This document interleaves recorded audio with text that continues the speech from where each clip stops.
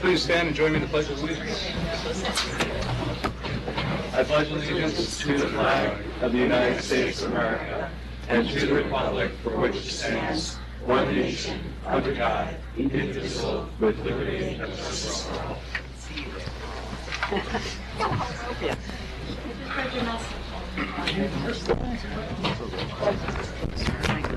First, we have announcements. The first announcement is a public hearing to consider a local law amending the wireless telecommunications service facilities article of the zoning code, and amending Chapter 114 fees and charges of the code with respect to fees for wireless telecommunications service facilities. And that's for Monday, January 6th, 2020 at 7 p.m. in Village Hall. Did you want to give us an overview? I can. What it does is it updates our line of book to be consistent with there's some new FCC regulations, mostly dealing with small wireless service facilities. And so this deals with that. It also reorganizes just a little bit and clarifies a lot to make it easier to understand. And then it adds provisions to our law to deal with wireless facilities in the right-of-way, which are going to be more common now with the proliferation of these small wireless service facilities. And then what the fee law does is it spells out the fees just in general for wireless service facilities, and for small facilities sets with fee limits that meet the new FCC regs. It puts some limits on those instead. We didn't exceed the limit before, but it clarifies what the fee is. Okay, I'll make a motion to have the public hearing. Do I get a second? Second. All in favor? Aye. Next announcement is we have a check over $25,000. It was for M&N General Contracting for the crosswalk on Broadway and Heritage Hill. That was out of the capital budget for $28,722. Next up, we have correspondence. Brian, let me just make two announcements while it's early. The Senior Citizen Holiday Party has been canceled for tomorrow and rescheduled for Wednesday at 11:30 a.m. And the IS Executive Board meeting scheduled for tomorrow morning has also been canceled. No rescheduled date announced. I assume that's because of weather. Yeah. We'll start at 8 o'clock tonight. Next, we have correspondence. Anyone else have announcements? Sorry. Otherwise, we go to correspondence. If someone's here and they'd rather speak, then have me read it. That's fine too. But I'll start with is Chet here? I think he said he was coming, but if not, I can quickly read his letter. We are writing a report and complain about the continued level of noise from the shooting range located next to the Irvington Reservoir. The noise is loud, disturbing, and interferes with our peaceful pursuit of our daily activities. Some of us have been filing complaints about noise from the shooting range for years, yet unfortunately for us, the condition continues unabated. Monday, November 4th, the shooting continued after dark into the evening.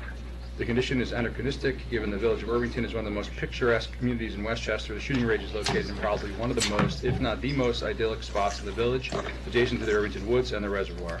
Yet, this activity persists as if it is sometime 50 years ago, the shooting range is an isolated location. It is not. It is located in a residential neighborhood.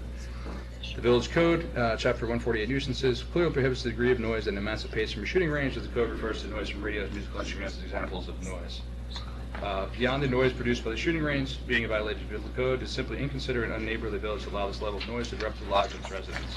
Some neighbors disturbed by the noise are home during the day, caring for their children, relaxing, and conducting business in home offices. We support our police force to understand they need to train. However, the neighbors of the shooting range should not be burdened by this activity. Alternatives should be erected through sound attenuation enclosure around the shooting area, which was the case for the shooting range in Ardsley before it was shut down after 40 years of use, or as a shooting range in another location. Respectfully request the village act in good conscience and use alternative arrangements for our police force to conduct target practice. I am going to follow up with the chief on some of those things. One thing I can tell you from personal experience is that there are very, very few ranges in the county.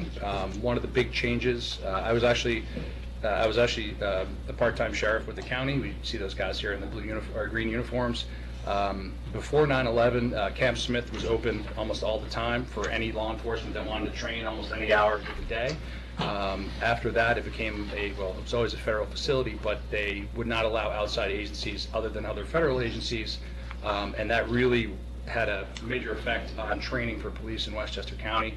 The only ranges I'm aware of are Rye has a well, it was brand new at probably 2004 or 5. The county has a wonderful facility, and Yonkers has an indoor facility. But other than those three, I'm not really aware of. A lot of the small ranges were closed down because there was too much lead in the air. So it's a real issue with trying to get range time. And even if you can get range time, one of the problems is that if it's not on kind of your time, you have to actually have everyone go on overtime. And obviously that's much more expensive. So that's why we're going to be working with the chief to see if there's something we can do. We have a kind of a longer term plan, but that, you know, probably won't happen for several years at least. But we'll see if there's anything we can do to minimize the impacts. Chet just came in. Chet just came in. Just read your letter. And then temporary noise abatement that's what we can look into. We can I'll also look into, you know, limiting it because of the shortage everywhere in Westchester County.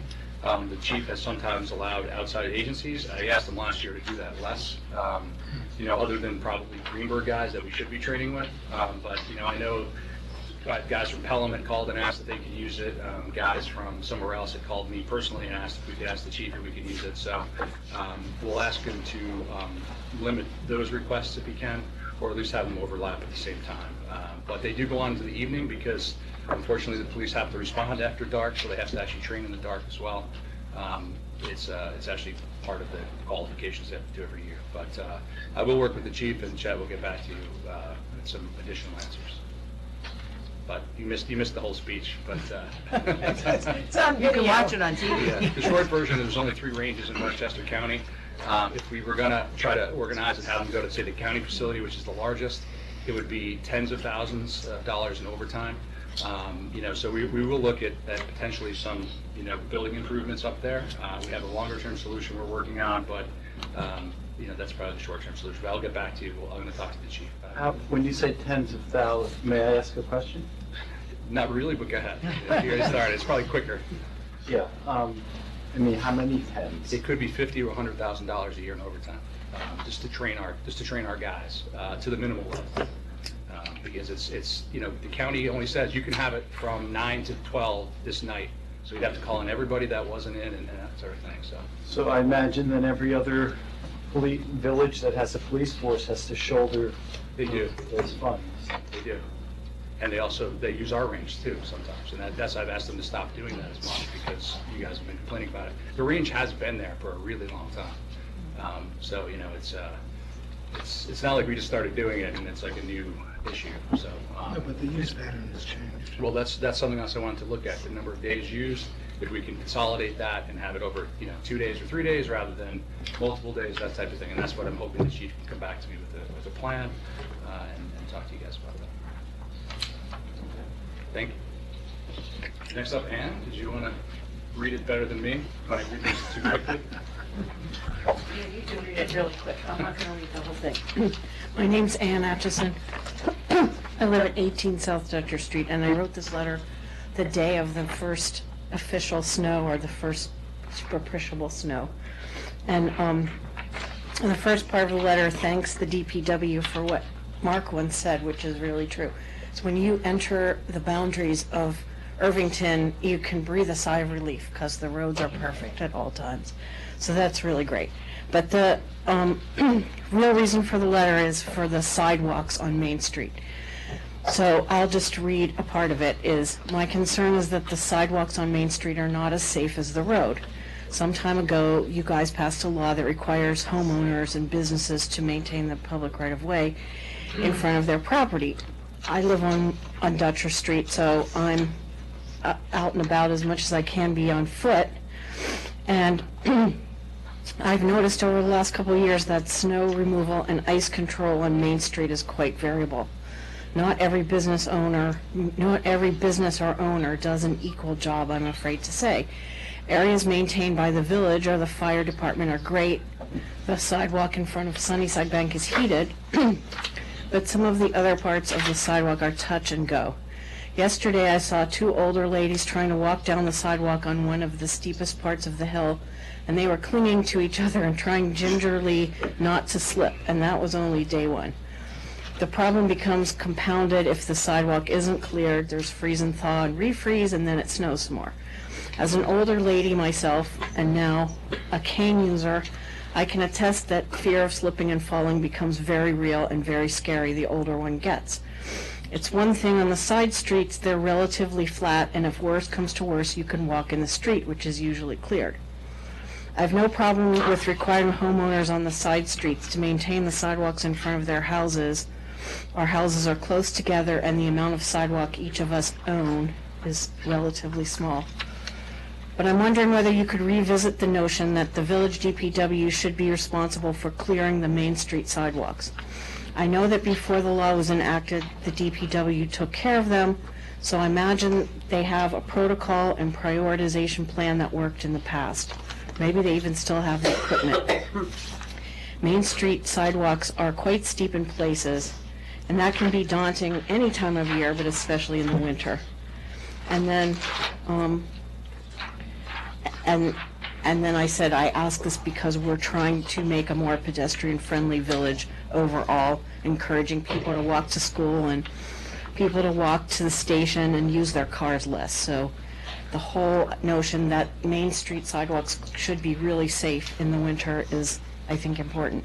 And then the end of the letter was just, at one point when that law was passed, I think it was talked about that there would be some kind of way of finding people who could do the shoveling for you if you couldn't do it yourself, you were away, or whatever. And I never was aware of if such a list materialized, but I think that could be revisited, because I know there's people who, like me even, who would go on that list. And if you made a list of people in the inner village part of, or anywhere in the village, then maybe whoever it is who's gonna maybe volunteer to work for us to clear the snow would have a list of people, so they'd know that there'd be a certain amount of work they could do, and they might make, you know, some money, maybe. The quick things I'll say on this, I know we talk about this every year, is the DPW's gone from, I think, was it 28 or 27 employees?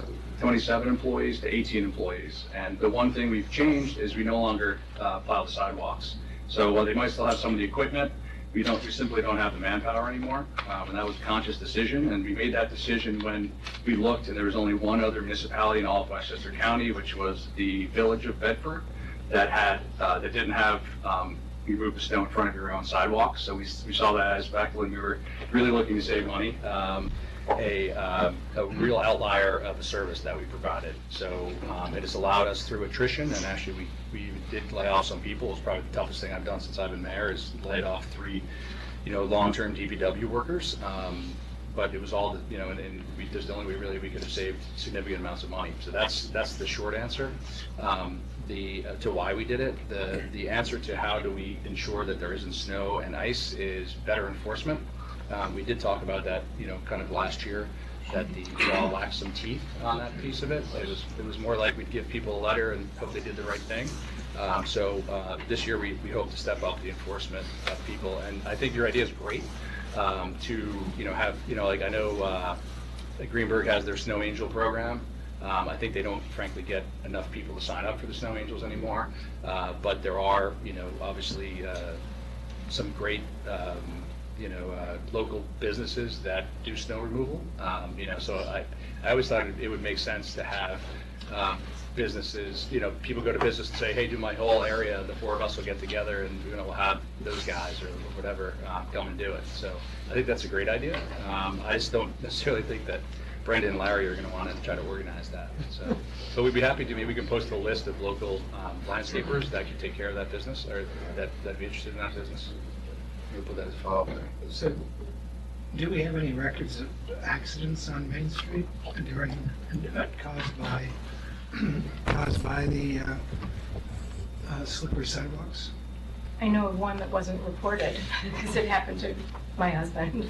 I've in the last couple of years, I've heard of one that was near the fire station, but I haven't heard how frequently it happens. So When you're commuting that way, you see a lot of people falling down for sure on an icy day.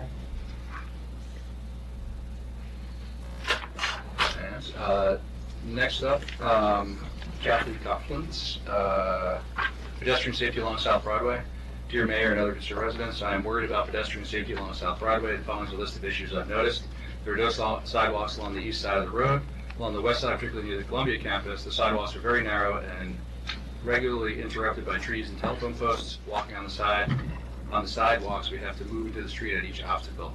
The cars speed very fast along the stretch. We live on Ardsley Avenue East, my 3 small children and I regularly cross Broadway to walk on to the aqueduct. There's no safe place to cross, and the cars are moving dangerously fast. This is a regular used bus stop, mostly by domestic workers and children on the east side of South Broadway and Ardsley Avenue, which has no connecting sidewalk. To get to the bus stop, you have to step into traffic on South Broadway. Some ways to get the situation could be improved are sidewalks along the east side of South Broadway, particularly for access to the bus stop, and dairy drain for the west sidewalk to be maintained and widened to usable width. A safe pedestrian crossing across South Broadway near Ardsley Avenue, measures to slow traffic, additional signs or warnings would even be helpful along Broadway and Dobbs Ferry. Their new signs and crossing have noticeably slowed traffic. Kathy Coughlin and Warwick Norton, 1 Ardsley Avenue East. Joe Clark, I'm going to save that for the public hearing. The Ardsley Park Homeowners Association. If you want to. Sure. This isn't really public comment, but we try to keep things to about 3 minutes. Sure, that's great. Should I go ahead and give hard copy of the correspondence that or do you guys already have We it? have the letter, yeah. Great, so I'm not going to go ahead and read the whole entire thing. But first of all, I want to go ahead and thank you and Trustee Silverberg for showing up at our meeting last month. I thought it was incredibly productive, and it was certainly fantastic to have the residents dialogue directly with you. There was a couple of things that came out of the meeting that go ahead and set our agenda for the year, and that's what I thought I'd go ahead and at least stand before you and talk about.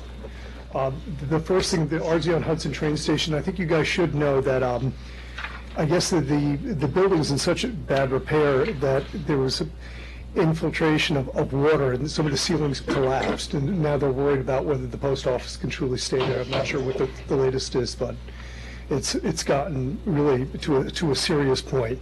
And then there's also a raised issue, and we could probably get some instruction from Larry on how to deal with this, on drainage in and around the power station and going into to the station area. I'm going to bypass some of those solicitation forms, but I think that I would love the village's help and at least exploring, and I know Larry may feel differently about this, but exploring some additional crosswalks on Broadway in and around Ardsley Avenue East. I know that in the past one has been explored, and I think that the village, or at least, or maybe it's the homeowners, reached out regarding a crosswalk at Cindy Lane. And while I'm certainly happy to go ahead and draft letters, I think that it would be quite different for the New York State DOT to receive a letter from a POA as opposed to going ahead and receiving one from the village. So I was hoping to see if I could solicit the village's assistance with that, or at least as a co-signer. I certainly would run any sort of language by you. And I thought that was a worthy endeavor to go ahead and look for some additional crosswalks on Broadway, specifically Ardsley Avenue, and perhaps there's others needed up and down Broadway. Traffic calming measures on Ardsley Road West. We talked about that for a long time, and the concern is that people are just going ahead and stepping on it as they try to get to their train stations, and we're just worried about how to go ahead and slow people down. I think we could go ahead and take the lead on that, but it would be great to go ahead and have the village's support as well. Let's see, there was a raised comment that the green Welcome to Irvington Village sign on Broadway is in bad shape and deteriorated. I guess it was taken down, so Paul was wondering if it could be replaced, and if we could go ahead and put that on the agenda going forward. I thought that was reasonable. So let's see, also I wanted the village to go ahead, and I think it probably came up in your last formal meeting, but there was an accommodation letter that we went ahead, APOA drafted to the village and to Mercy College, thanking you folks for the amazing Ardsley on Hudson pathway. And that's taken that's been talked about for a long time, and it's done, it's wonderful, it's glorious, and I think it's exceeded everyone's expectations, so thank you for all your work on that. Thank you. Just like 30 seconds left, well done. I think Nicholas, I think maybe I would suggest that maybe you and Larry can maybe follow up. Okay. Maybe you guys can set up a meeting even or through phone call, just to go over, because a lot of these are very specific, like the sign and things, so Larry will follow up. Yep. Great. Then we had, count them, 2, 3, 4, 5. We had 6 pieces of correspondence about the RZ Park that came in before we could publish them. I'm sorry, Mounts of the Park, before we could publish them for the meeting last Wednesday.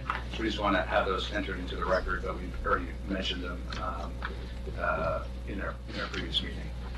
And that's it for correspondence. So then we'll go with public comment. Again, remind everyone, keep it to 3 minutes, and if it's about the public hearing, then we can wait to the public hearing. So if there's anything not typically on the agenda, now's the time to talk. Please. Given the 3-minute limitation, I'm going to be reading remarks, and you guys have the Hudson Independent article, you have got the petition, and you've got correspondence from me as well, so I'm going to be reading quickly. It's amazing to me that the town that I've called home for over 30 years is now being divided by ideologically driven progressive activists who seek to change what some of us would call a hidden gem in the woods into a mini San Francisco with all the attendant filth, crime, and other problems that eventually catch up with progressive policies. In the Hudson Independent, Tom Thacker pronounced from his throne that residents-only parks don't represent, quote, our village values of fairness, openness, and inclusion. Forgive me, but Mr. Thacker does not own the rights to define our village values any more than I purport to. What kind of narcissistic audacity does it take to seek to completely revamp a small river town in his own image, not the rest of ours? This is why I've argued for a referendum. Mr. Thacker may very well get his open border world he seemingly desperately seeks with each measure he presents to this board. But at the moment, while some of us old-timers still live here, no one has the right to define what our values are without town input. The activists' main and really own argument is that having a residents-only park next door to a public park, mind you, is harmful to the village's reputation. Let's come out of the kumbaya clouds where back down on earth we all recognize that the primary reason that families move to a community like Irvington is the school system, and it has nothing whatsoever to do with whether parks are public or private. If the Irvington activists are worried about a welcoming community, the first thing they would do is call to open up the schools, and I wonder when and if they're going to do that, and actually why they haven't as of yet. After all, isn't it unfair for our kids to benefit from a good education while surrounding towns have schools not comparable? Or better yet, since they've argued that we won't have any parking problems, let's open up the train station parking lots to non-residents, first come, first served basis, just like they want for our parks and the limited number of picnic tables and barbecues that we have there. So I'd like to propose that simultaneously with this proposition, the parking lot and schools be added to the agenda, and I expect that the board will treat that as seriously as they have the parks issue. I would also propose that we outlaw locks on the doors of our homes. Of course there are gated communities across the country, but Irvington won't have any of that because it doesn't fit in with our values of fairness, openness, and inclusion. Seriously, where does this nonsense end? And I'd like someone to explain to the rest of us why locked homes, residents-only parking lots, and closed school districts don't offend our village values while residents-only Matheson Park does.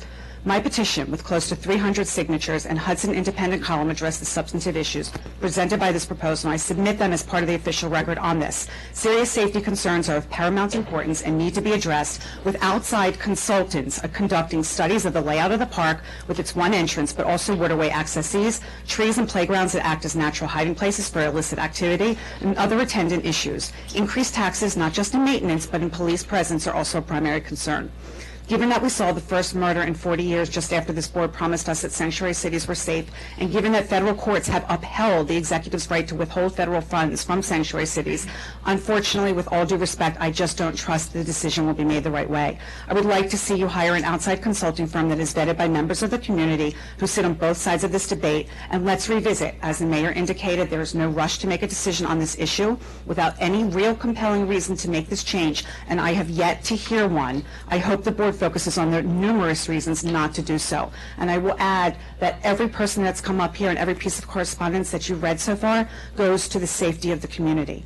And I think that opening up Matheson Park will impact the safety of the community. Thank you. Thank you.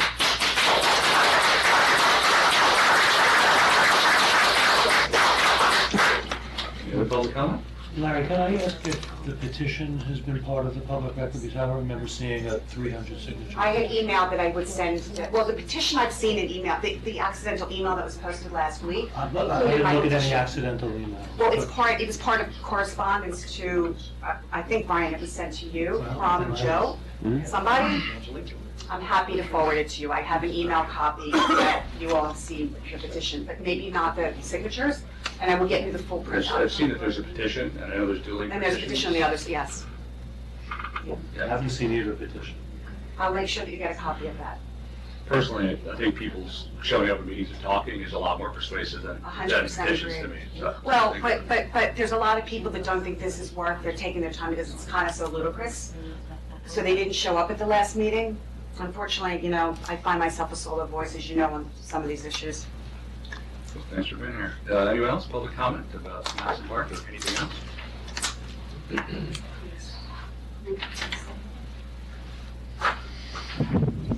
Hi, I'm Michael Hanna, I live on South Buckout.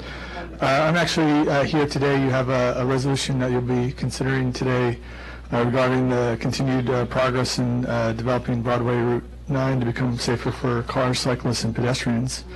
On the resolution you're considering tonight, as a resident, it would be greatly appreciated if the board also clearly resolved to do so with a balance to the stated traffic concerns. My family moved to Irvington because we appreciate the safety and lifestyle. There's no reason for an imbalance that favors cars driving faster on Broadway. Taxpayers and families benefit when students can walk to school and commuters can walk to the train.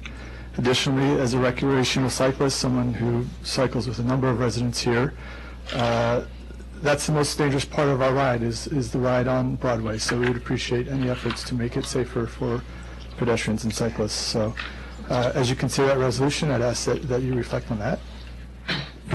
Hey.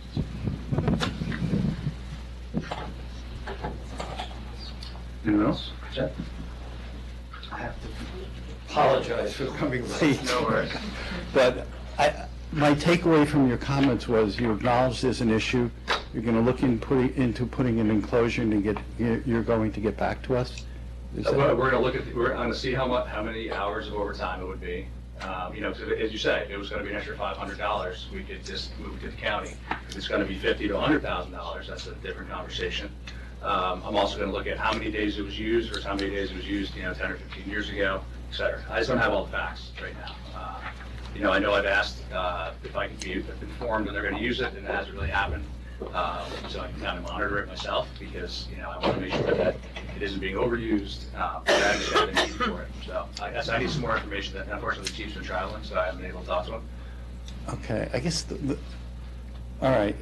I guess the one point I didn't put in the letter that I just wanted to make here is, even if it's a small amount of time, I think what you need to consider is if that shooting range was, 100 yards from your house, there's a reason why everybody wears these incredible earmuffs, because it's really, really loud. I think I would take that argument a little more at its face if we just did it, in November was the first time it happened. It was like, oh my gosh, it's ridiculous. But it has been there, I think, for, Joe, you might even know how long. Before I, Yes, so for, Danny, we yeah, Danny, at least from the 50s. Well, I mean, just because it's been there, I mean, slavery was present in this country for many years. Just because it had been in the country for many years, it wasn't a reason, I to understand continue that, it. but we've looked at easy options, or solutions, and other places to do it, and there just frankly aren't any. I think, honestly, if they reopen up, Camp Smith, maybe that would solve the problem right away. But it's just, I know how hard it is to get time to have fun, to qualify. Things get harder. We also have a SWAT team that needs to train. Like, there's a lot of things, like when it's training versus, people's peace and quiet, it's a balance. So that's why if they're using it every day, I would also have an issue with it. So, but I don't think that that's the case. And then I will also ask the chief if there's a better way to manage it so it is less days or less time. And then you discussed about that you were going to discuss with him some kind of sound dampening, if there was any. Exactly. That we could dampen sound at least Yeah, toward the put nearby it, residential. at a minimum, put an enclosure up. Well, I mean, we'll look at that's- that as well. I mean, it's a lot of it's cost and benefit, it's, But the key thing is, the families around the shooting range, it seems just so unfair, even that they should bear the brunt. I mean, yes, I agree, but it's like I lived right next to the high school, so every Saturday I have terrible noise from the high school from football games. I knew the high school was there when I moved there, so I'm not gonna call the school every time there's a football game and say, you guys are playing really loud music, and I'm trying to, live my life. It's like, it's a similar thing. They could enclose it, so I can't hear it in a bubble, but it's gonna be prohibitively expensive. So we'll look into it, we'll see if we can come up with some solutions for you.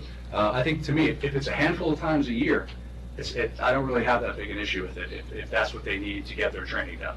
If it's every single Friday and Saturday night, that's probably ridiculous. So for you, it's either you don't do it at all, so they just can't train, is your solution. No, of course not. Of Okay, course well, they that's- need to train, but the village needs to share the bear the cost so they can train, so they... I said I'm gonna look into the cost and get back. I don't have all the information. Okay, no, but I'm just responding to your statement there, Brian. Okay, because it just seems to me, I'm going on the side of, if the chief tells me they need to train and they can't get the hours anywhere else, that to me is an important issue. Well, you get the hours, you just got to pay for Not them. necessarily. I mean, I remember there was a time when we could not, the county couldn't train itself. They had to add on to the county facility to even have the county be able to train is not enough. For 2 years, we weren't able to qualify on shotguns. That's how bad the space is in Westchester County. Because then the Ardsley range that you mentioned also closed. So, it's really hard. And that wasn't even a police range. That's why we had to close it. But, I think... Actually, that range in Ardsley wasn't closed. No, I said it wasn't a police range only. Oh. That was for individuals. No, it wasn't enclosed, I belonged to it. It wasn't. I went to it. There was, you say enclosed, there was a roof over your head where you were. Yeah, Chad, Okay. we'll get back to Okay. you. I need Thank more you. information. Thank you. I have one more comment, but I don't want to get ahead of anybody else. We weren't in the rain, but. I'll be brief. I remember. I gotta take my kids. Kid one. Appreciate it. I just want to speak to the discussion about Matson Park and opening it. It was a great discussion. Everybody I've talked to who was present for the discussion of the day remarked on how civil it was, how it didn't descend into neighbor against neighbor, but that it was talked about in very civil and respectful way. So I compliment everyone in doing so. Just one follow-up from that discussion. As someone who thinks a lot about our village, but also our school district, I just want to make the point that if we change the sign to say that it's not residents only, but permits required for residents in school district, I am concerned that we create still a barrier to entry even for those folks that we hope to welcome as part of our school district community, because it's cumbersome to go and get the permit and then to have it, whether you're a student who's down in the village, the examples we heard in terms of young families, nannies, guests who are here, will still not be able to access or feel like they're transgressing if they do the park. So I'd really encourage you to think about that aspect. I'm excited about the idea that we end this restriction, and we live in one of the safest regions in the country. New York City is safe. Yonkers recently had a report about it being remarkably safe. Our village is one of the safest in the state. I think we're going to be okay if we open the park. So I just really encourage you to think about that and think about opening the park without the permit restriction. Thank you. Thank you.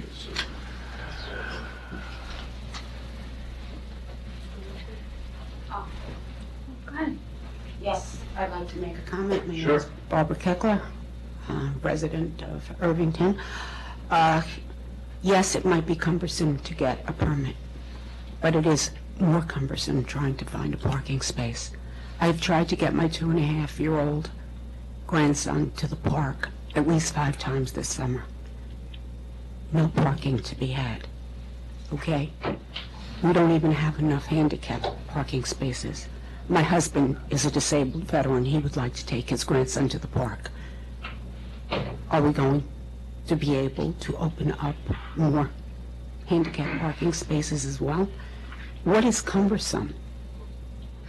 Not having enough parking spaces is cumbersome. Getting a permit? I think not.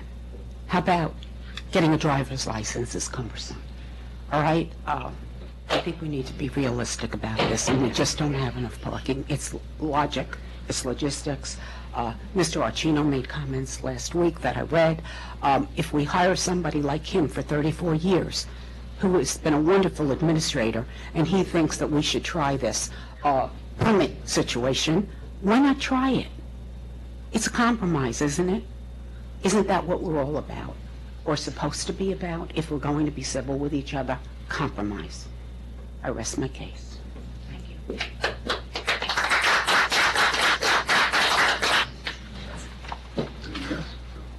Sorry, I forgot already.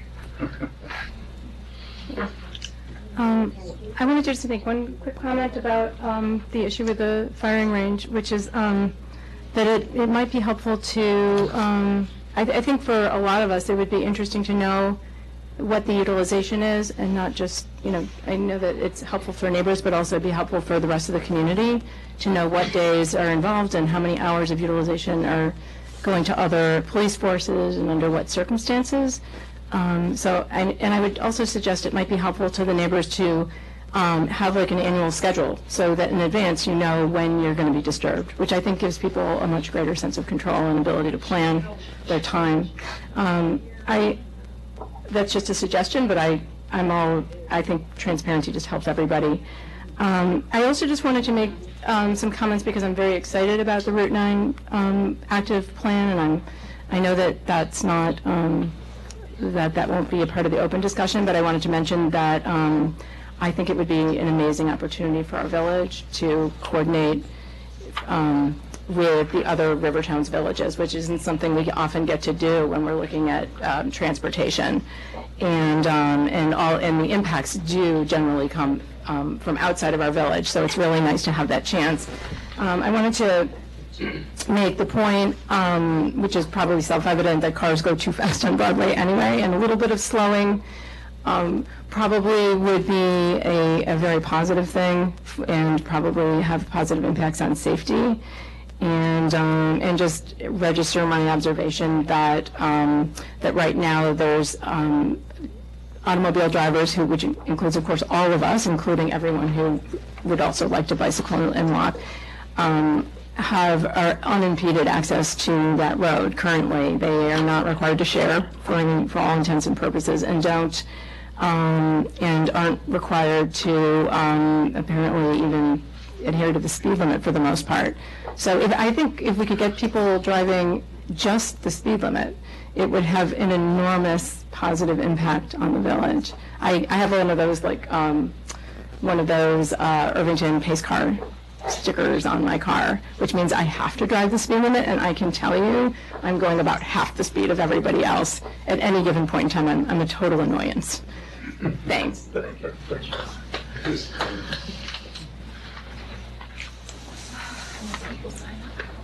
Hi, Deb Hargraves, live in Irvington on Washington Avenue. I wasn't planning to speak on the Matheson Park issue, but it has brought this to my attention tonight.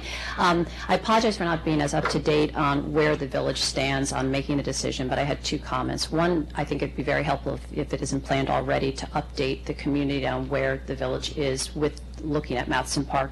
Many of us couldn't be at the meeting last Wednesday, and I, for one, who try to stay on top of this information, really don't know where we're at, both where you're at in your vote or where the community is at or how we're split as a community. But I think considering how important the parks are, it would be very helpful. If you weren't planning to get that out in the new year, I would suggest that would be something I know would be well received.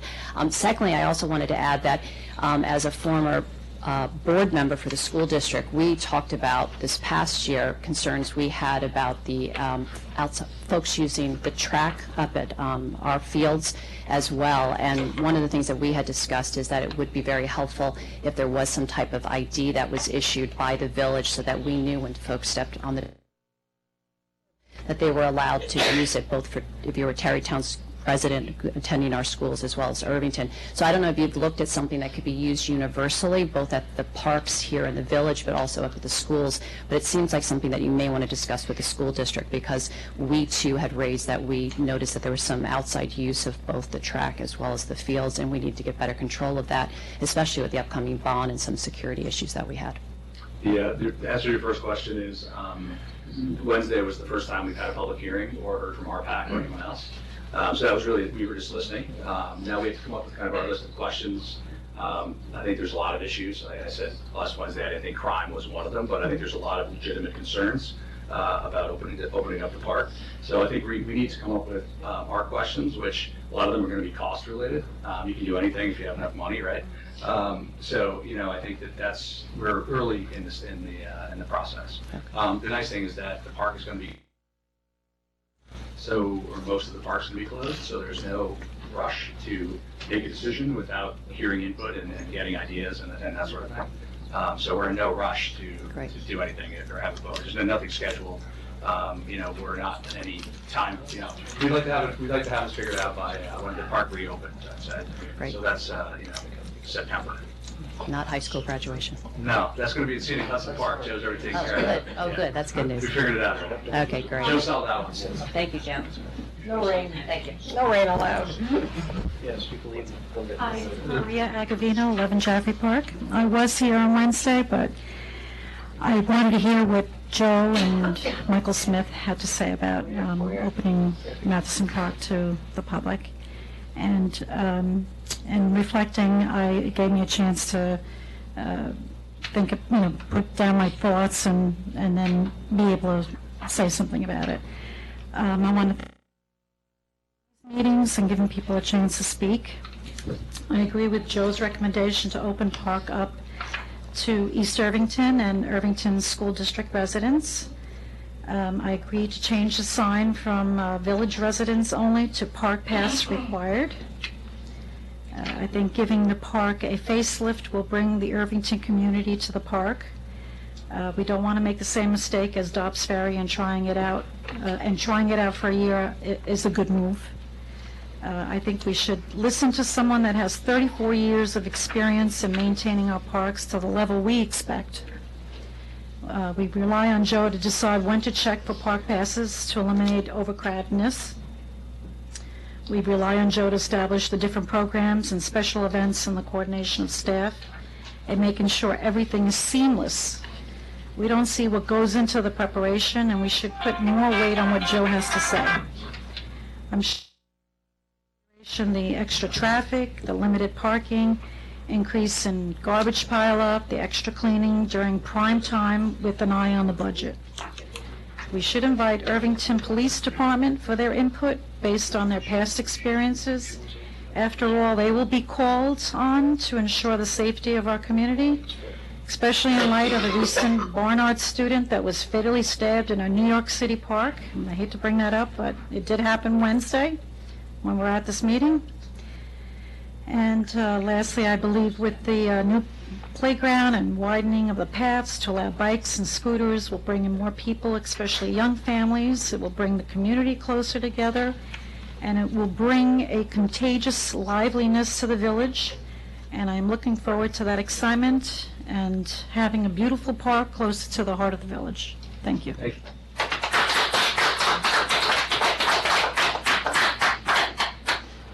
Anyone else?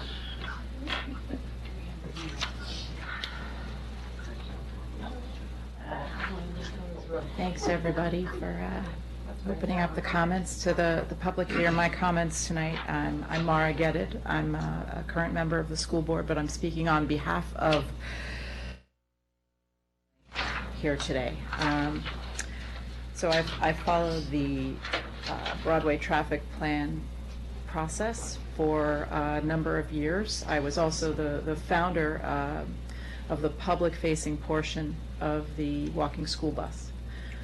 And I thank the village for its cooperation with the district in getting funding together for that and for the improvements to the sidewalks that came out of that.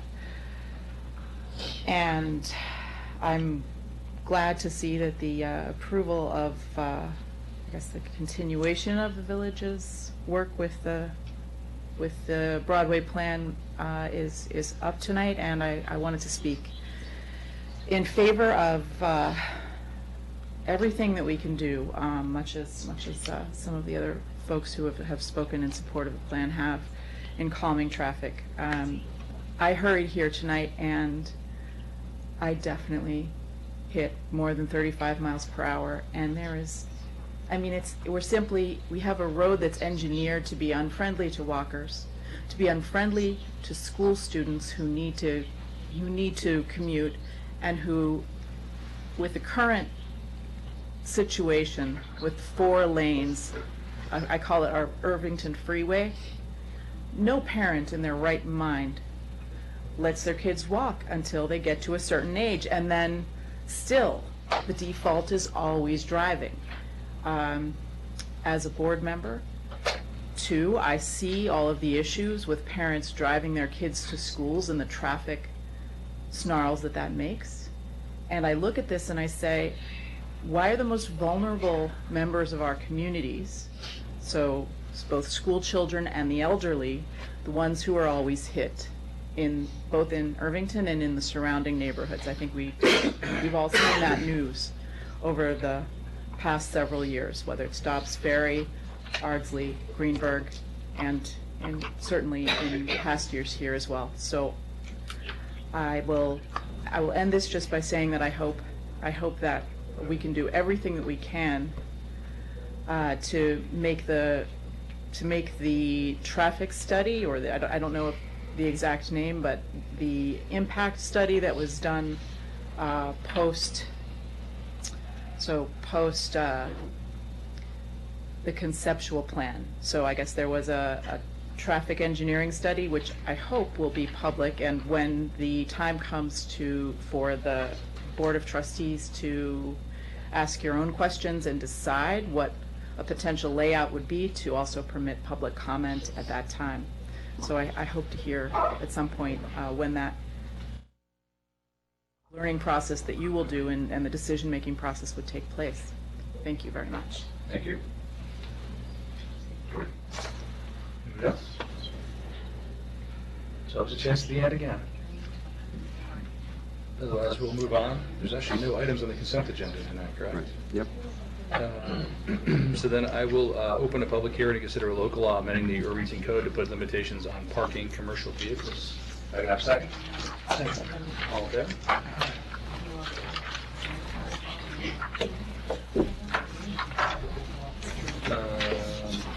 I don't know, if Mary Ann, if you want to, it's one of the more fairly straightforward laws. Yeah. But if you want to go through it maybe, and Yeah, well, the first thing it does is define commercial vehicle, which isn't defined in the code now. Yeah. So,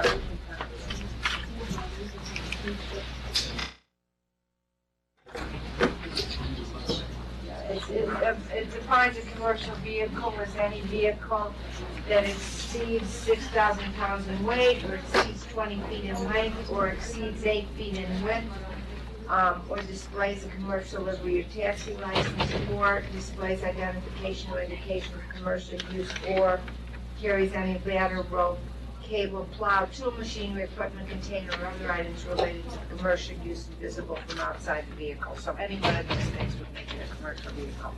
And then the rest of it's easy. It's unlawful to park a commercial vehicle on the following village streets, and it's north and south Astor, north and south Buckout, north and south Cottonwood, north and south Dutcher, north and south Ecker, north and south Ferris, Grinnell, Place, Carlton Place, north and south Dearman. And it adds one other provision, no vehicle may be parked with any part of its wheels on the curb. The section that says you have to park within the line, you also can't park. That's it. okay. I know we got some correspondence. I know, Joe, I know you gave us a thoughtful letter.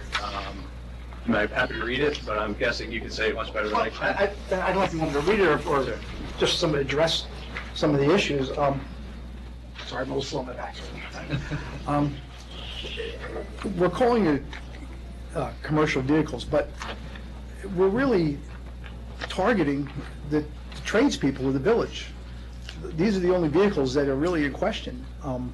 And the way this law is written, it's so broad that it's anybody that owns a pickup truck, weighs more than 6,000 pounds, So, right away, you're eliminating every guy that has a pickup truck, whether he's using it for work or not.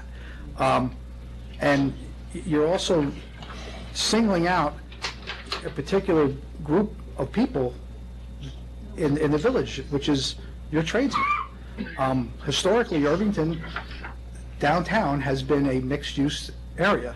I've grown up in this town. I remember going back, there was many businesses on the side streets that actually have, over time, have left, and those buildings have been converted or whatever, which I stated in my letter, I'm sure you all read. That being happened, we're slowly lost most of our tradesmen. There's a few of us hanging on, and we're really trying to hang on. This law as is written will ruin my business. I will literally have to move out of town. There's, the way the law is written, I cannot park a vehicle in front of my own business, even though you're listing Dearman Street, which I'm on, is actually zoned for business. I'm in the business district. But yet, the way the law is written, I cannot park one of my plumbing trucks, which fit in a legal parking space, in front of my own business. At any time of day, the way this is written. Not even at night, at any time of day. It's literally sending a message to every one of us that are here tonight, and a lot of us that aren't here, that work with our hands, that we are not welcome in this community anymore. That's what it's saying. Whether that's the intent of the law or not the intent, it's certainly the message that we are getting. That, guys that work with their hands, tradesmen, that have to take their trucks home, because that's the only vehicle a lot of guys have. I'm not just speaking for myself, but many guys work from home. They're a one-man shop, and their van or whatever it is, their only mode of transportation. Their wife has a car or whatever, and by taking away the right to park in the street that some of these guys live is just, it's ludicrous, and it's sending a message you're not welcome here. And many of these guys, like myself, are the heart and soul of this community. I mean, I put 40 years in the fire department. I was one of your policemen, and I feel unwelcome. Well, Joe, before you go, you've had some really good suggestions. I thought these were really good. It's a few suggestions to allow the following vehicles. If a commercial vehicle fits in a standard parking space, you can have a measurement on this, regardless of the weight or markings, and conforms to the following. The vehicle has no extra equipment hanging off it. The vehicle has no plow on it except during snowfall. The vehicle is registered to a local resident. The vehicle is registered to a local business with offices within the neighborhood. You could place a realistic number on the amount of vehicles that a company could park on the street. This should apply to all businesses in the downtown area, not just the trades.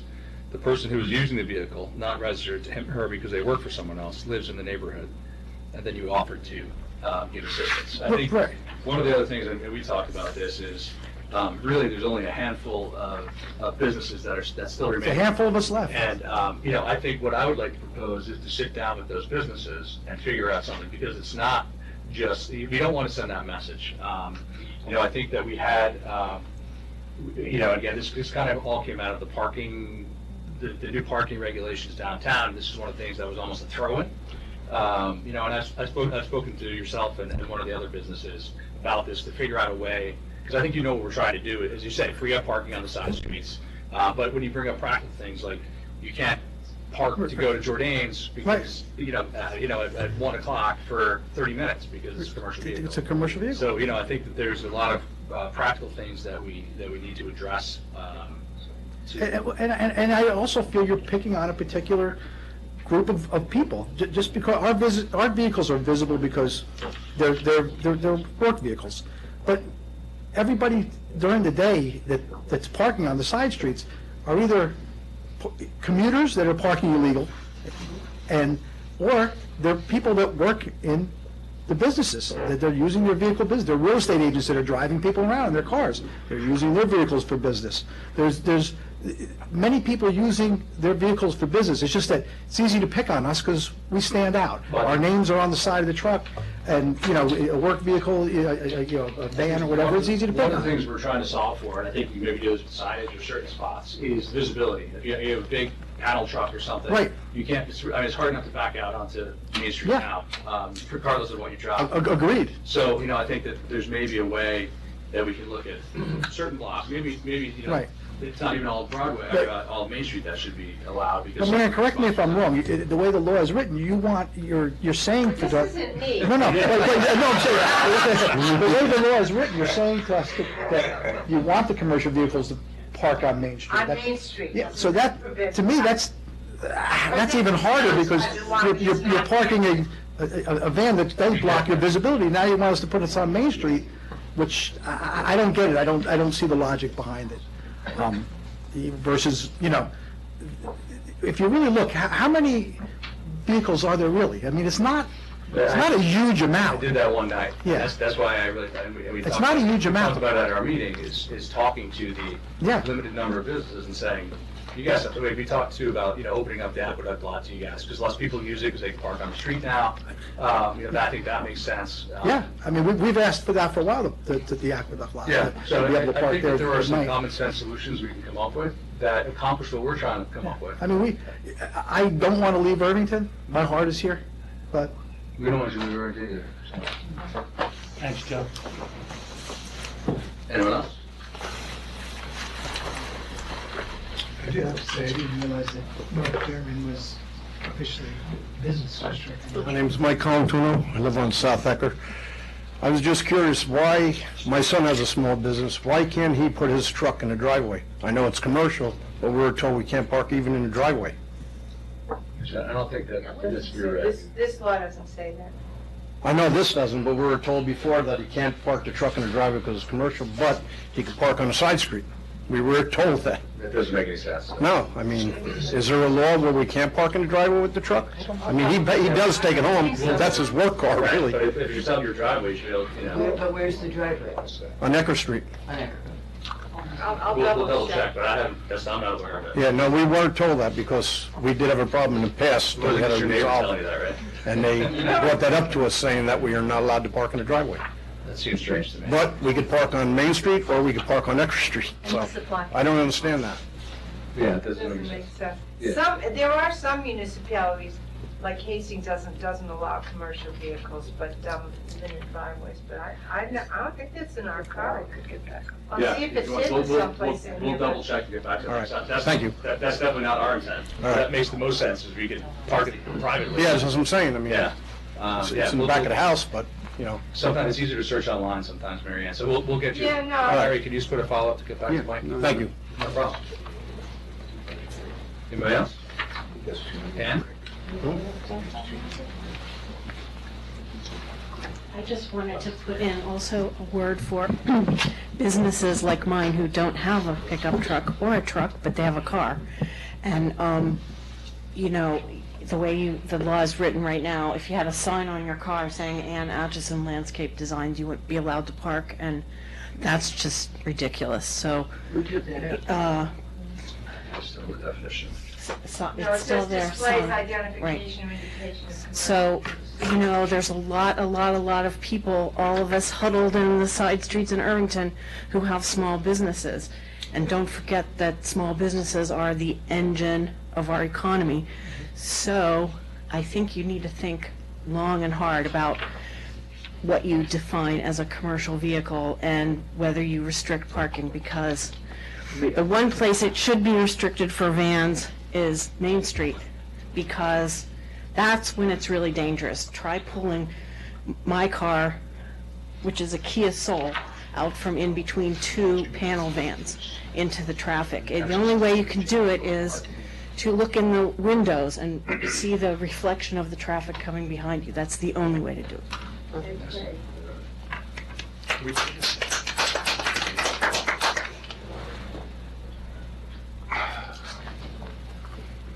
Hi, I'm Danny Ramondo. I live at 16 South Dutcher Street. Okay, what is the objective of this commercial law? I think it was originally to free up parking on the side streets because we had the people complaining that when they come home from work, you know, there's. Okay. If the village would enforce the 6-hour parking on the side streets, okay, you'd alleviate 50% of the parking problem. Most of the people that park on the side streets are commuters. They park there from 8 o'clock in the morning to 6 o'clock at night. You required the residents to get permits, so they pay for permits, yet alone the commuters don't pay anything, because they don't get tickets. Tickets are enforced maybe once every 3 months on the side streets. Okay, so you would eliminate a lot of that. Thank you. Thank you.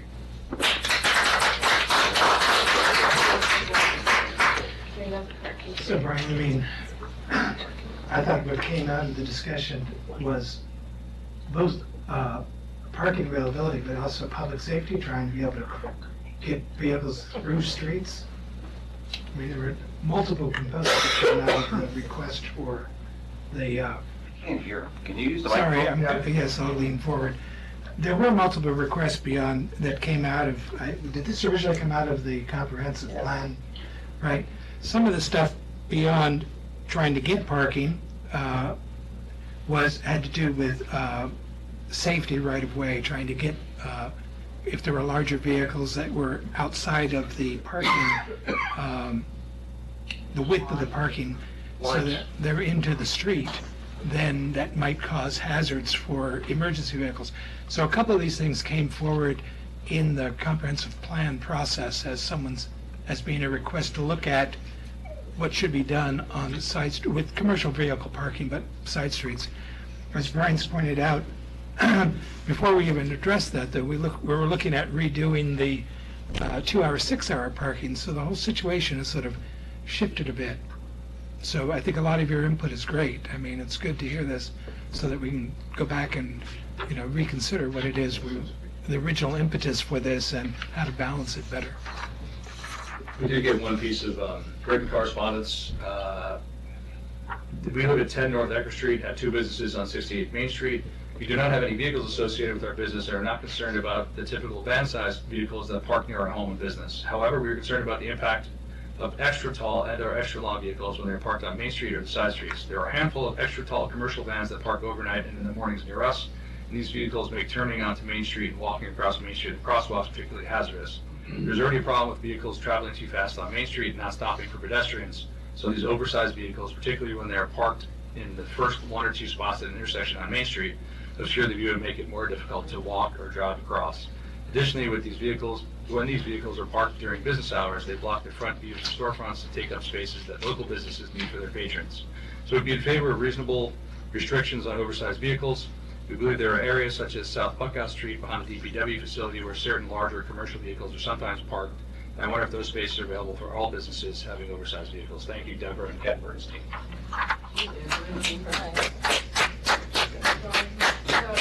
I went through the code, there isn't anything that prohibits commercial vehicles in driveways. So you're good, Mike? You're allowed to park You're there. fine. All right, thank you. I was just curious, because we weren't told that. We weren't told. And the other thing, Wasn't Danny who told you that, was it? commercial, Brian, what happens when like Stop and Shop comes 9, 10 o'clock at night and they got to park the truck in the middle of Ecker Street or something unloaded? Yep. And they're there for hours, and they got that cooler running. I'm sorry, I should have said this. No parking there unless the vehicle is parked while providing service or delivery.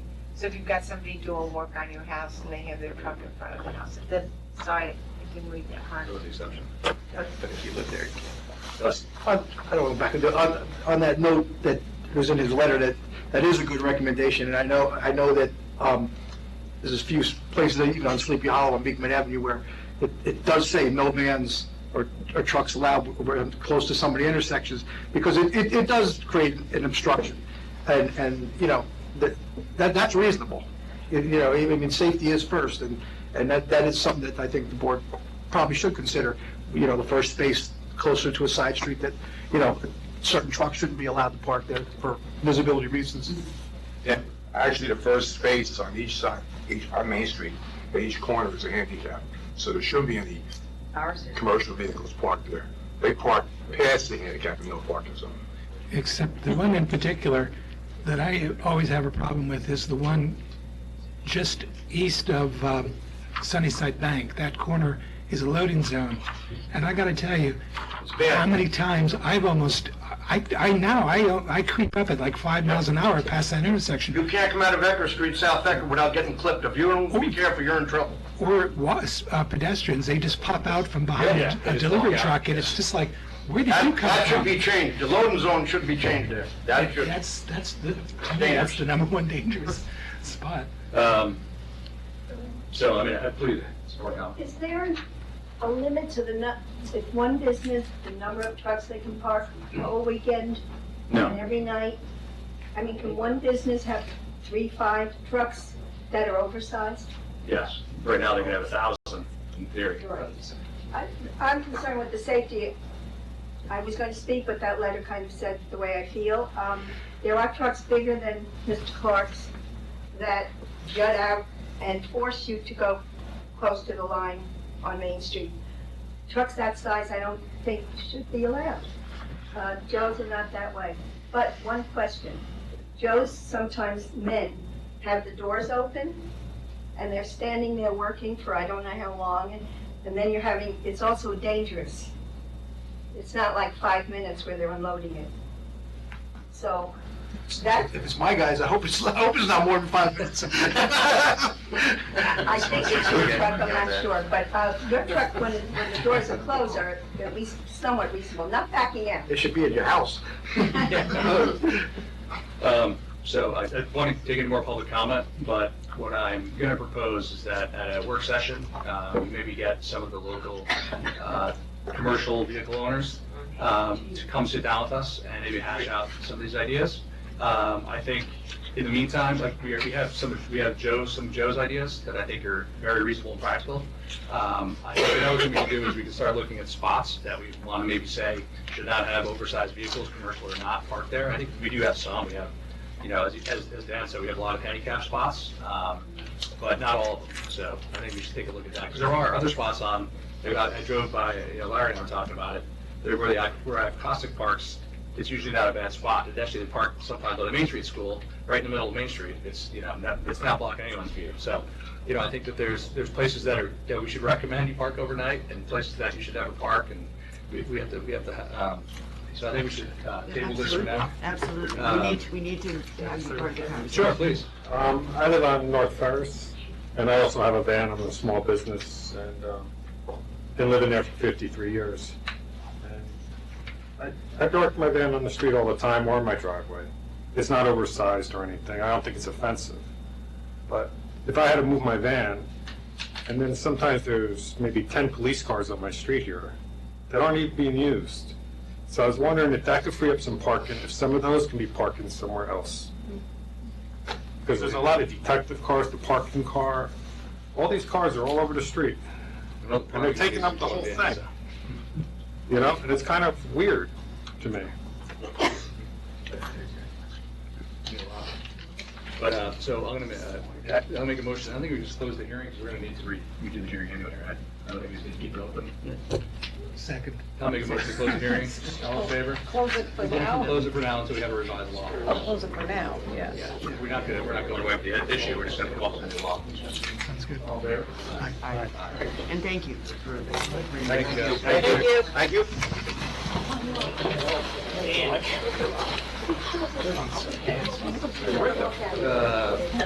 Appointment of a planning board chairperson. Resolved to appoint Caesar Manfredi as the chairperson of the planning board effective December 17th, term to expire in December 2023. Make a motion, I have a second. All in favor? All right. Thank you, Mark Stein.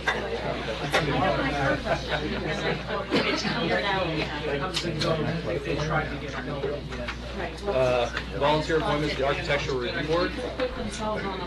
Resolved to appoint Deborah Hargraves as a member of the Architectural Review Board for a term to expire December 2022, and further resolved to appoint Michael Sirota as the second alternative to the Architectural Review Board for a term to expire December 2021. I'll make a motion if I got a second. Second. All in favor? Aye. Chief Dowd, would you like to tell us a little bit about the SOBs?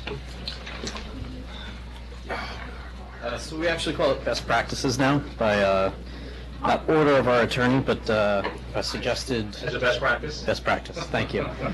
So the department met with our attorney, Brad Pinsky, who specializes in fire law. And we In talking to other departments in our battalion, we realized we need to update our best practices.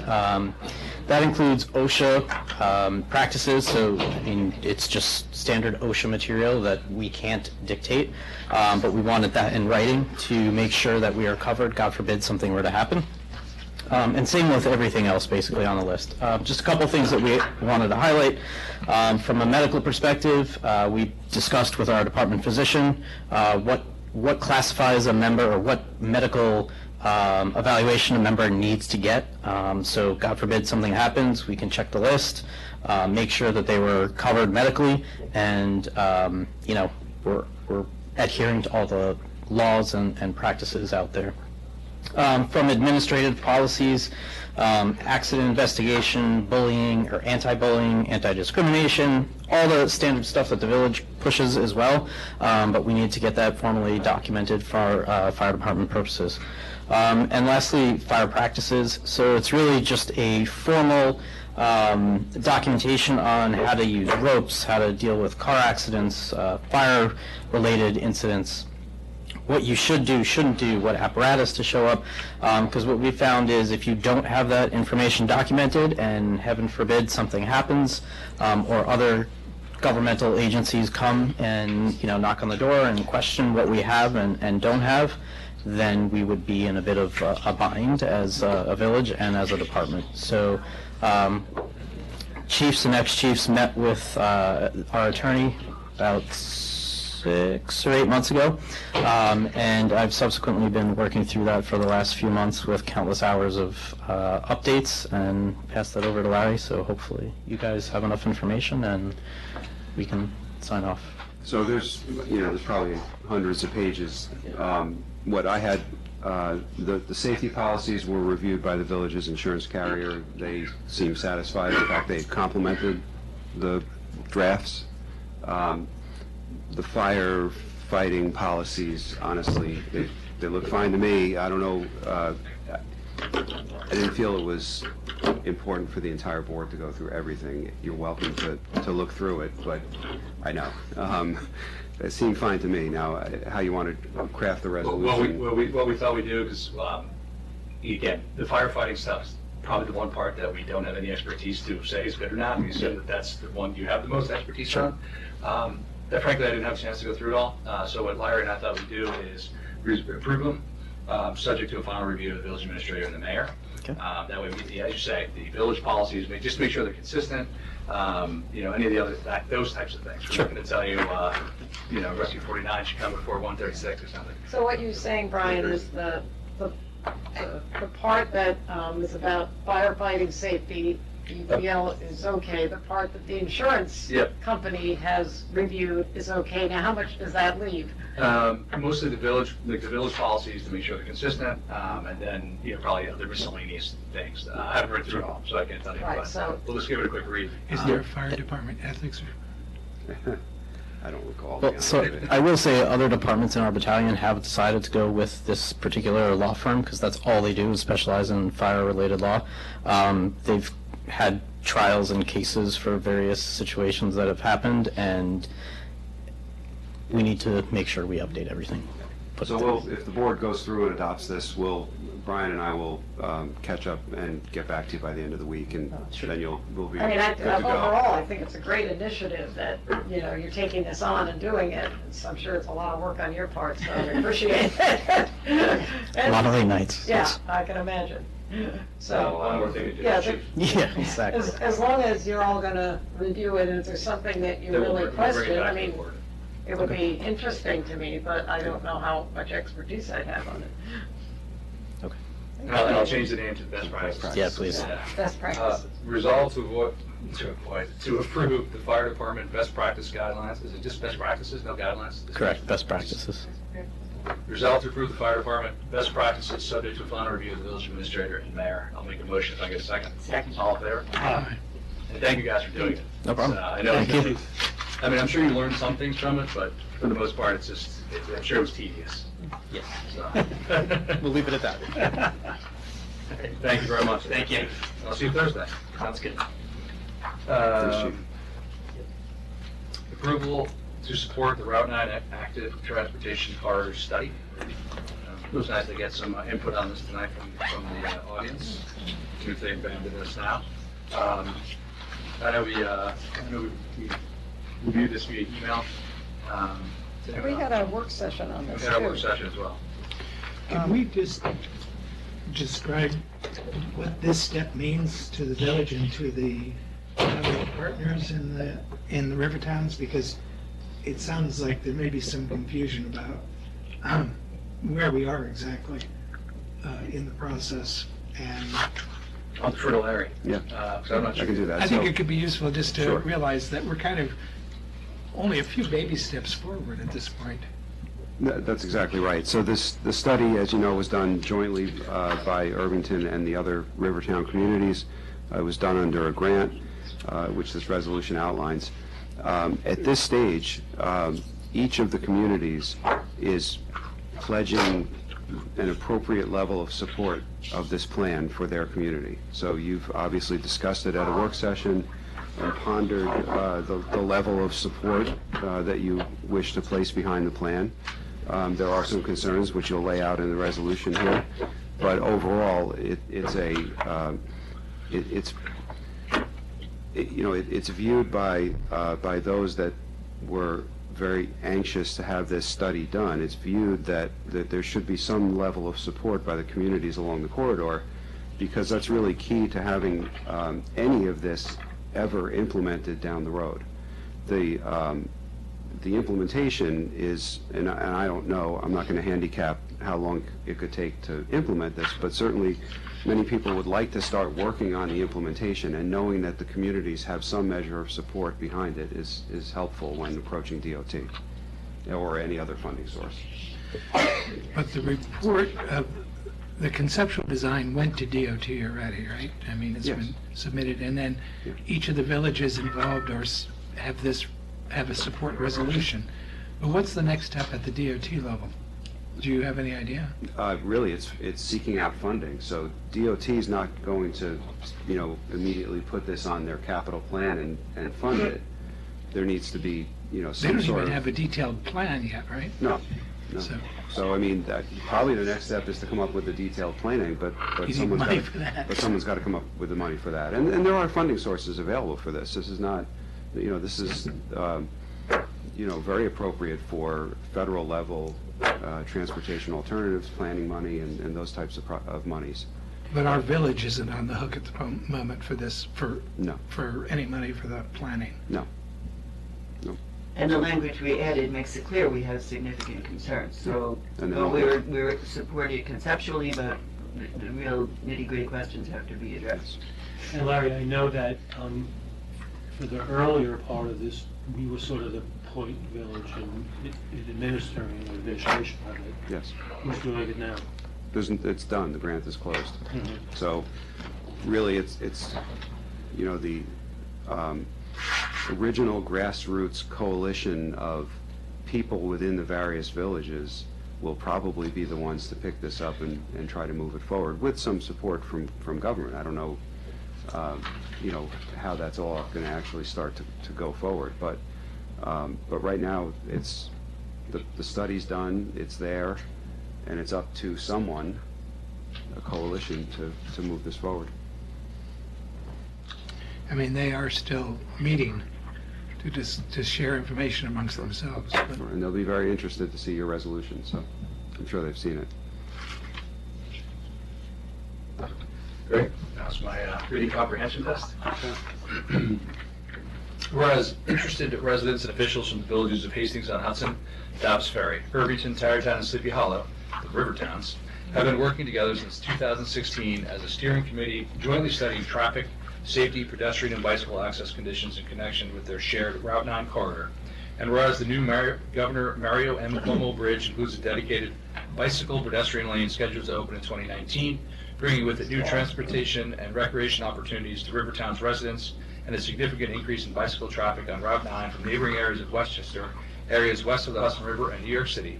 And whereas by resolution dated July 20th, 2016, the Irvington Board of Trustees approved the submission of an application by Sustainable Westchester on behalf of the steering committee and the 5 participating villages for a $150,000 grant from the new New York Bridge Community Benefits Program to fund proposed active transportation corridor study and plan along US Route 9 in the river towns, interconnecting with the planned bicycle pedestrian lane on the new New York Bridge, the project. And whereas, after the application was favorably received and the grant was awarded, the steering committee, through the administrative support of the Village of Irvington, procured the services of transportation consultant Nelson Nygaard to perform a conceptual study evaluating the potential for implementing a shared roadway strategy along Route 9, the study.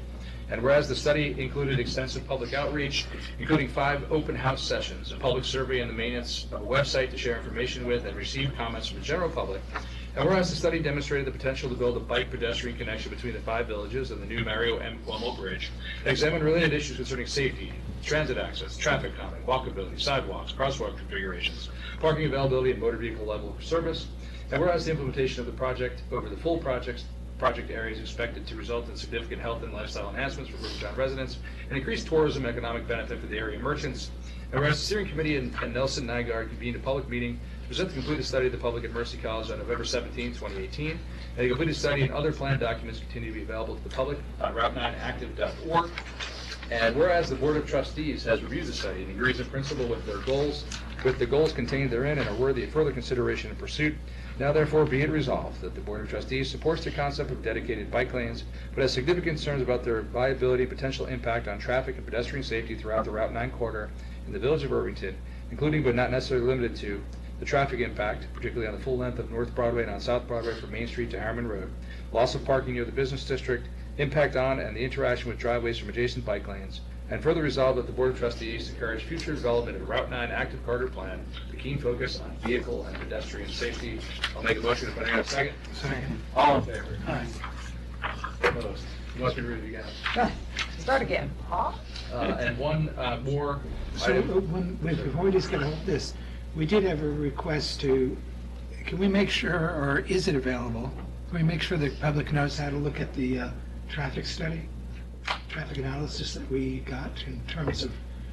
It's posted on the website. Well, it was attached to the September 11th agenda when you talked about it. Right, is there any way to? I can try to find a new home for it. Yeah, because it was just asked for tonight, yeah. Sure. Thanks, I appreciate it. Sure. We have one more item, which was unfortunately the resignation of Evan Island. He sent a letter actually this afternoon. To Mayor Smith, please accept my resignation from the Village Zoning Board of Appeals effective as of December 31st, 2019. I've enjoyed my time on the zoning board, and I thank you for the opportunity that you have given me to serve our village. However, my professional responsibilities have recently increased to the point where I'm no longer able to devote the time to the zoning board that membership requires. I really do appreciate all the time and effort that you have devoted to the village, and I look forward to supporting your efforts in other ways in the future. Virtually yours, Evan M. Island. So I will make a motion to accept with regret Evan Island's resignation effective December 31st, 2019. If I can have a second. Second. All in favor? Aye. So the next meeting, Larry, will make some appointments. Yes. Well, one at least. One Yeah. appointment.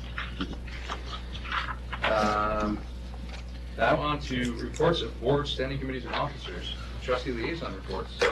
Nothing tonight. Doc? Just a couple. A holiday happening at tree lighting at Village Hall Plaza was on December 7th. Thanks to everyone who helped make it a special day and evening. The holiday basket program is underway. We will make over 70 baskets for seniors and families and needs and deliver toys to several dozen, hold on, my daughter just texted. Toys to several dozen children. Thank you so much to everyone who contributed. Late word today was that we're being asked to provide additional baskets for families with children, so we are still accepting donations. To find out how to help, please contact Joe or Laura. The senior, that was it. That's it.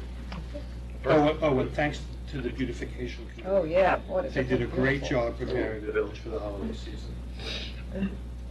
Okay, I have two things about the theater. There's been a fundraising consultant, and that there's a meeting with this fundraising consultant with friends and theater commissioners and others, trustees, and all who have been informed about this, and that's Wednesday, tomorrow, 7 p.m. And also, our own Parker Riley is producing a holiday celebration of music which is on Thursday this week. Family friendly, a great way to get in the holiday spirit. It's great of Parker to bring that diverse group of musicians, many local.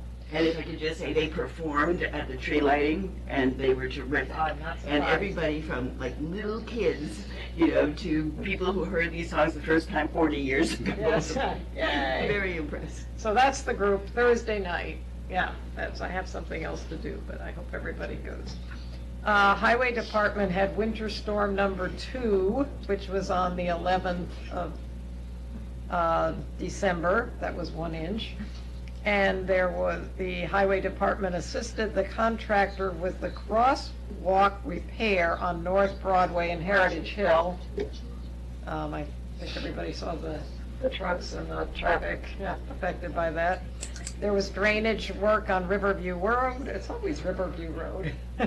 I assisted the Water Department with a water break on Station Road, and they did the fall leaf bag pickup. That's it. Okay.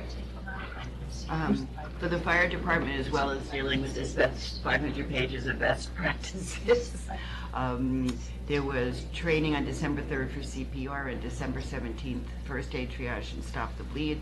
Next month, January 7th, Battalion 14 winter training, January 21st, mandatory PESH, that's workplace violence, harassment, and right to know, and an Elmsford seminar scheduled for 2/1/20. 9 calls this month, which brings it to 321 calls this year to date. The village court, this month, 59 charges received, 68 disposed. Total fine, surcharges, and civil fees of $15,385 remitted to the state controller. And for the library, there's a beautiful Arden Schuler exhibit called Fantasy and Abstract. By all means, go and take a look. And there will be a special winter break programming for school-age kids during this time. Great. Village Administrator's report. Nothing tonight. Village Clerk Treasurer's report. I just want to remind everyone with the busy holiday season that they do have tax issue at the end of the month. Humbug. We do have it on the report, yeah, but just to remind everyone, it's easy to get caught up in forgetting about that. Yes, good. So we want the whole day off on Christmas Day. Village Attorney's report. No, quick. Public comment? None. Review of action items. I'll be setting up a meeting with Nicholas Moore and finding a better location for the Kinley Horn study, traffic study. That was it. So we had Mike Valentino one was resolved. That was resolved, yeah. Yeah. Thank you. Okay. I will make a motion to adjourn to executive session regarding police personnel. Something I can't read. Second. Someone? Second. Someone? Sorry. Janice seconded. Oh, perfect. All in favor? Aye.